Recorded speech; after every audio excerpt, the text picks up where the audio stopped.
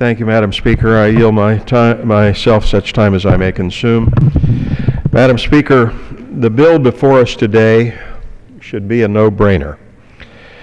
Americans overwhelmingly reject the use of taxpayer funds for abortion.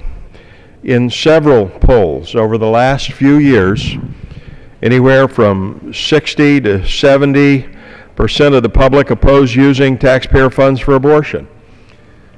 H.R. 3 puts into statute the will of the American people.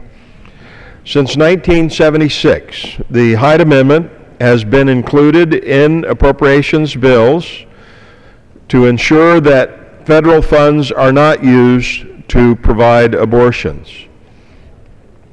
This policy provision has passed year in and year out with bipartisan support. H.R. 3 would just take that provision and put it into law. This may make sense to most Americans, but for some reason this idea receives great pushback in Washington. Health care reform also placed abortion funding at the center of its debate. In their haste to pass Obamacare last Congress, the Democrat leadership in Washington neglected to include any adequate prohibition on abortion funding. The President did issue an executive order to support the intentions of Hyde. Unfortunately, the order merely reiterated the accounting gimmick in the health care bill. The President's own chief of staff at that time would later comment on how he thought up the idea for this executive order so that they could, quote, allow the Stupak Amendment not to exist by law but by executive order, end quote. When the President signed that bill into law, he allowed a massive expansion in federal funding for abortion. In a time of great federal debt, the last thing the American people want is to have their taxpayer dollars used on the morally objectionable practice of abortion.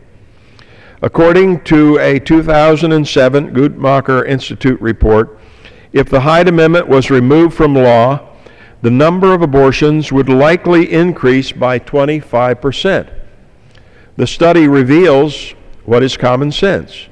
An increase in funding for abortions will directly lead to an increase in the number of abortions.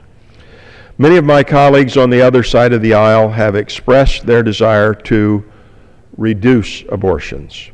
If that is truly their desire and not just a talking point, then they should have no problem at all voting in favor of this bill. I urge my colleagues to support this bill, and I reserve the balance of my time.